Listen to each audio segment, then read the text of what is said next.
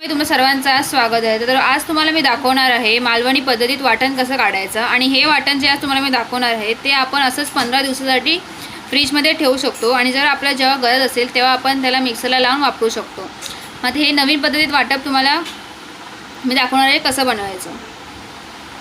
आणि किचनमध्ये तुमचं सर्वांचं आज स्वागत आहे। तर आज तुम्हाला मी दाखवणार आहे मालवणी पद्धतीत वाटण कसं बनवायचं। तर वाटण बनवण्यासाठी मी इथे तुम्ही बघू शकता एक नारळ किसून घेतला आहे। एक वाटी सुकं खोबरं असेल बघा मी कापून घेतलं आहे। जर तुमच्याकडे किसणी असेल तर तुम्ही ह्या नारळाला किसून पण घेऊ शकता। तुम्ही बघू शकता मी इथे हे 6 कांदे घेतले आहेत, त्यांना असं बारीक कापून घेतलं आहे। आपल्याला हे कांद्यांना असंच कापायचं आहे। माझे इथे कांदे छोटे होते म्हणून मी त्यांना असं कापून घेतलं आहे आणि मी 6 कांदे इथे वापरले आहेत।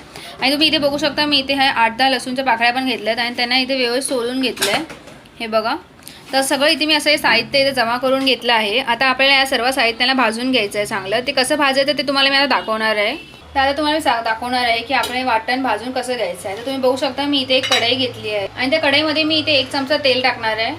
तुम्हाला अगर हे तेल पाहिजे असेल तर तुम्ही टाकू शकता, नाही टाकलं तरी चालेल। आता यामध्ये मी हे सुकं खोबरं भाजून घेणार आहे। तेल टाकल्यामुळे आपलं वाटण जास्त दिवस टिकतं म्हणून मी इथे तेलाचा वापर केला आहे। मी इथे खोबरं जास्त करपवून नाही घेणार आहे। हे बघा मी ते सतत परतत राहते।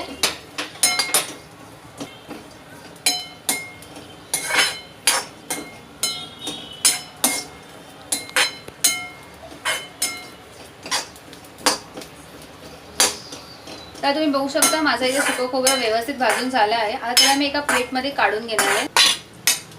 हे बघा मी त्याला खोबऱ्याला आपल्याला जास्त करपवायचं नाही आहे म्हणून मी हे बघा हलकंसं त्याला फक्त गोल्डन ब्राऊन होईपर्यंतच भाजून घेतलं आहे। आता हे बघा सर्वात पहिले आपल्याला सुकं खोबरं भाजून घ्यायचं। दुसरं हे आता हे ओलं खोबरं आहे त्याला मी भाजून घेणार आहे। तर आता हे बघा मी परत कढईमध्ये 1 चमचा तेल टाकलं आहे आणि त्यामध्ये मी हे ओलं खोबरं टाकून घेणार आहे।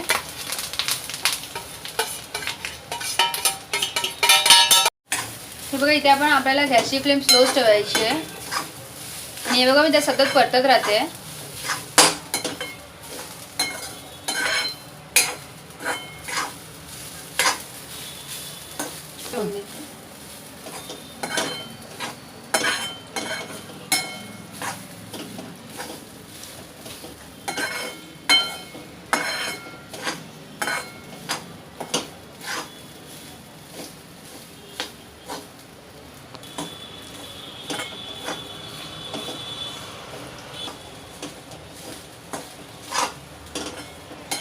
आता तुम्ही बघू शकता आपल्या इथे खोबऱ्याचा थोडा कलर पण बदली होत आलाय। ह्याला आपल्याला एकदम स्लो गॅसवरती व्यवस्थित भाजून घ्यायचं आहे।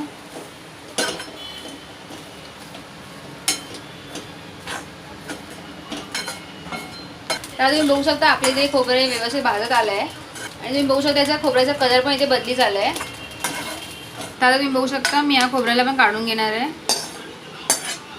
म्हणजे हे आपलं व्यवस्थित हे खोबरं भाजून झालं आहे। मध्ये 2 चमचे तेल टाकणार आहे आणि त्यामध्ये मी आता हा कांदा असा चुरून टाकणार आहे। तुम्ही बघू शकता मी त्याला हळदच्या हाताने असं जरा दाबते आहे।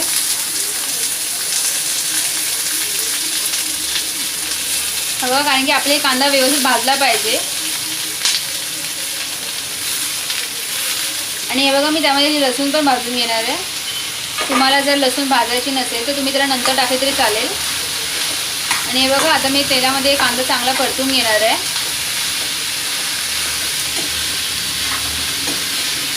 आधी बघू शकता आपला हा कांदा इथे व्यवस्थित परतून झाला आहे तेलामध्ये। आणि आता आपल्याला हा कांदा भाजायला पुन्हा 5 मिनिटं लागणार आहे। आज तुम्ही बघू शकता माझा इथे कांदा थोडा भाजत आला आहे। आता त्याला मी अजून थोडंसं ब्राऊन करून घेणार आहे। हा व्यवस्थित भाजून झाला आहे। बघू शकता माझा इथे कांदा पण हा व्यवस्थित भाजून झाला आहे। इथे आपलं ओलं खोबरं पण व्यवस्थित मी भाजून घेतलं आहे आणि इथे सुकं खोबरं आहे त्याला पण मी इथे बघू शकता व्यवस्थित भाजून घेतलं आहे। तर आता मी या तिन्ही पण वस्तूंना एकत्र आता मिक्स करून घेणार आहे। आता हे बघा या कांद्यामध्ये मी एक ओलं खोबरं टाकणार आहे। आता हे बघा कारण की आपल्याला हे सर्व एकत्र मिक्स करून घ्यायचं आहे।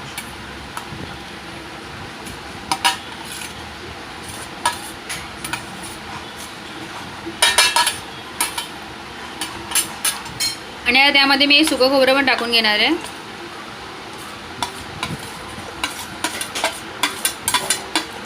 तर आता हे बघा मी सर्वाला व्यवस्थित मिक्स करून घेणार आहे.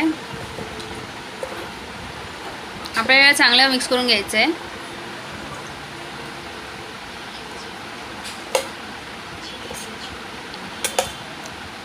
हे बघा इथे मला थोडं हे मिक्स झालेलं आहे आणि त्यावरती मी आता मीठ टाकणार आहे 1 चमचा.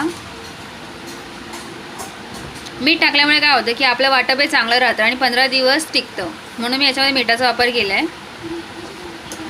आणि हे बघा त्याला परत मी व्यवस्थित मिक्स करून घेते.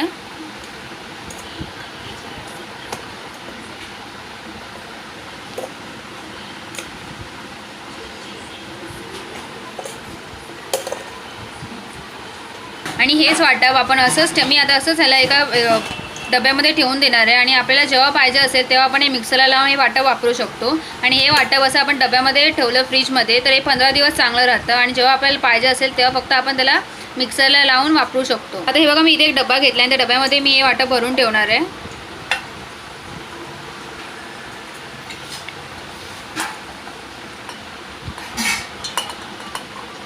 आता तुम्ही बघू शकता मी इथे थोडंसं वाटप हे मिक्सरला लावून घेतलं आहे, तुम्हाला मी दाखवते. हे बघा त्याला मी एकदम बारीक व्यवस्थित वाटून घेतलं आहे. आणि आता ह्याला मी असंच फ्रीजमध्ये 15 दिवसासाठी ठेवणार आहे आणि जेव्हा आपल्याला पाहिजे असेल तेव्हा आपण असं हे वाटप बनवून घेऊ शकतो. आणि हे वाटप असंच 15 दिवस चांगलं राहतं. आणि जर तुम्ही असं हे बारीक वाटून ठेवलं तर ते फ्रीजमध्ये तर ते 8 दिवस चांगलं राहतं, म्हणून मी हे असं करून ठेवणार आहे. आणि जर तुम्हाला माझा हा व्हिडिओ आवडला असेल तर माझ्या चॅनल सबस्क्राईब करा, बेल आयकॉनवर क्लिक करा आणि मला कमेंट करून नक्कीच सांगा की तुम्हाला आमची आजची रेसिपी कशी वाटली.